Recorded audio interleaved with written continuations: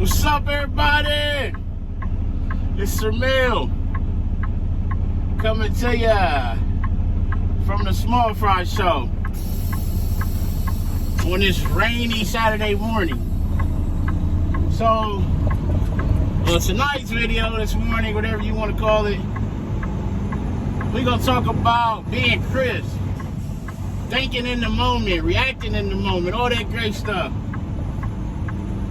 But before we get too deep in this thing, you already know what I need you to do. Make sure you like, comment, subscribe. Tell a friend to tell a friend to tell a friend to come join the family. Also, the views and topics expressed in these videos are mine and mine only. They do not represent the company that I work for. I am not a spokesperson for said company.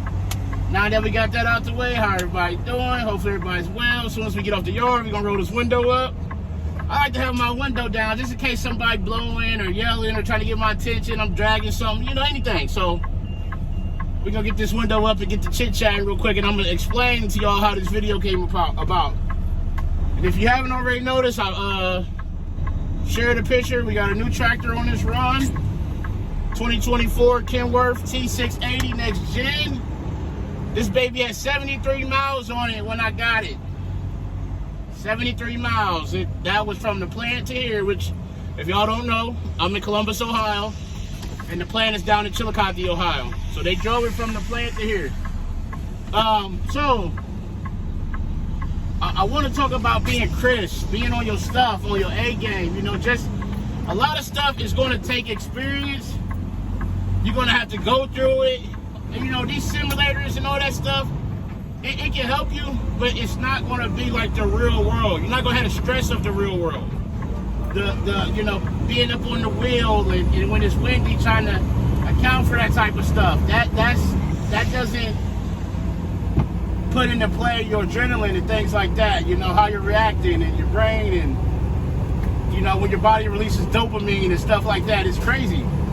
But that will give you an idea, but it's not the same as in the moment. So, as y'all know, going to, I leave Columbus in the morning, I go to the Cincinnati terminal, I meet a guy from Nashville, I come back to Columbus. So going down there this morning, it's been raining all morning. It started raining last night, actually.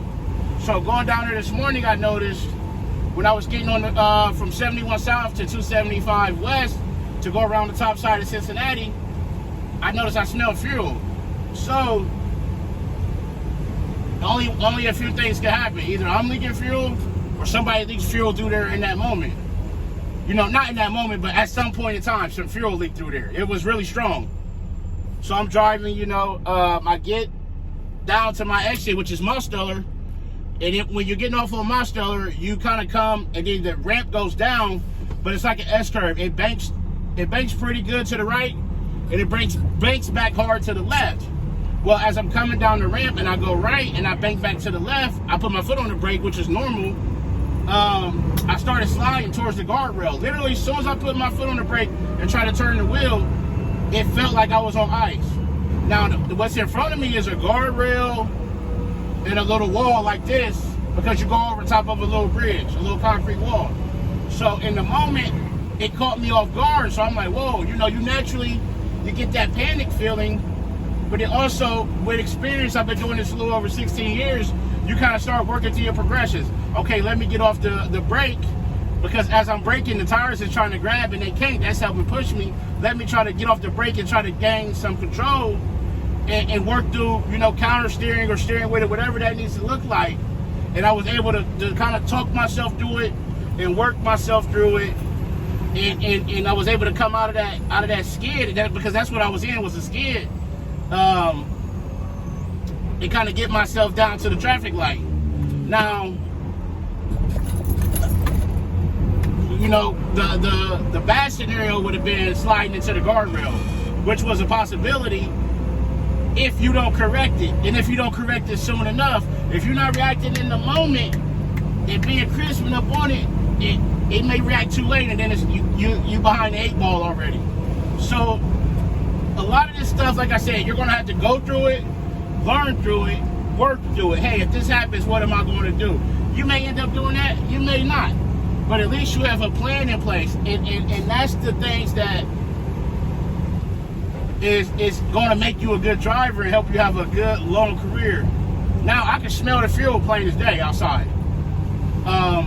Get down to the terminal, get swapped with my meat guy, and I'm like, man, do you smell fuel? And he's like, no, at this point, no, I don't. And I'm like, I smell it. And so it's raining, but I'm looking over at the truck. I'm like, I didn't leave the fuel cap off. I'm just basically now going through the steps to make sure it's not me.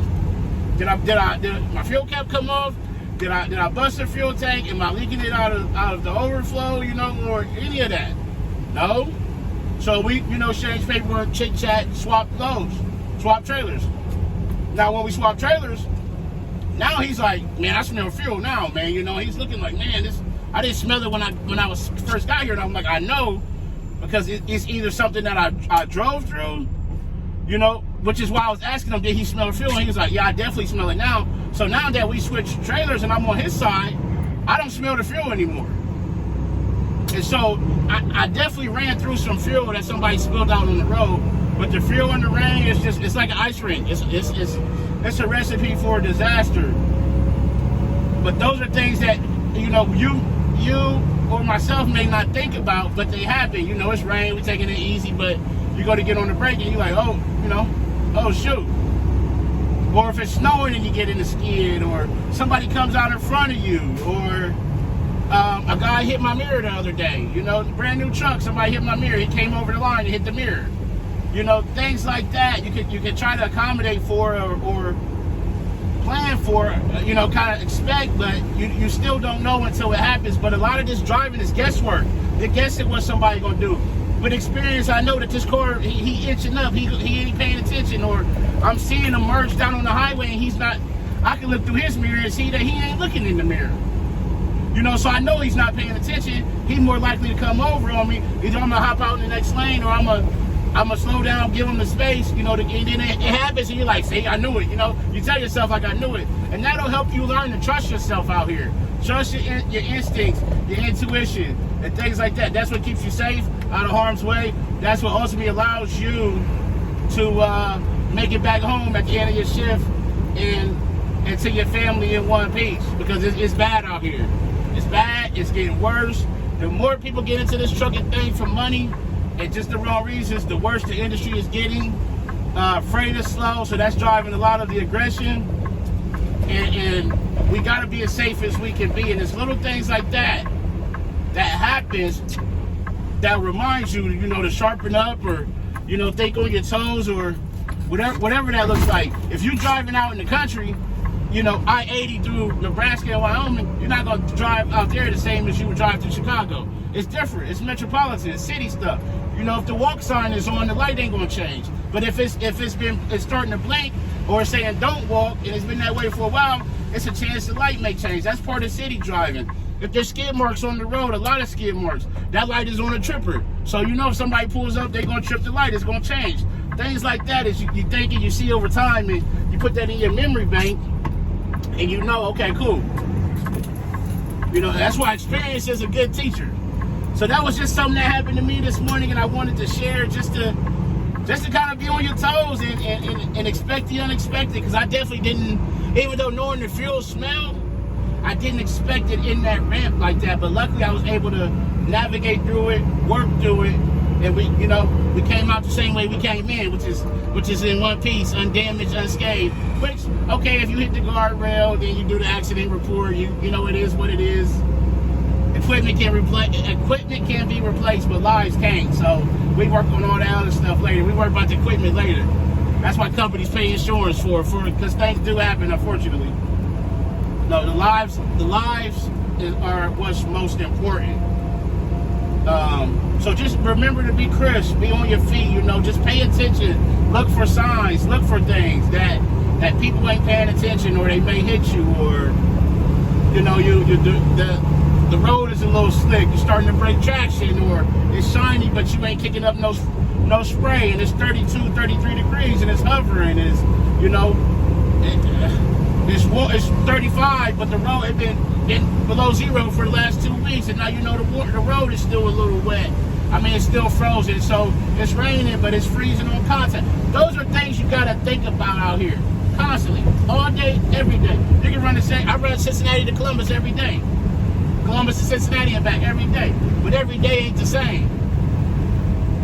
So don't get in that loop of complacency, because that's when bad things happen. But as always, make sure you ride till you pick up and your delivery on time and safely. Call your loved ones, tell them you love them. Love on somebody today. But most importantly, be the reason that somebody smiles today. The world needs it now more than ever. It's Sir Mel coming to you from the one and only Small Fry Show, and I'm out. Peace.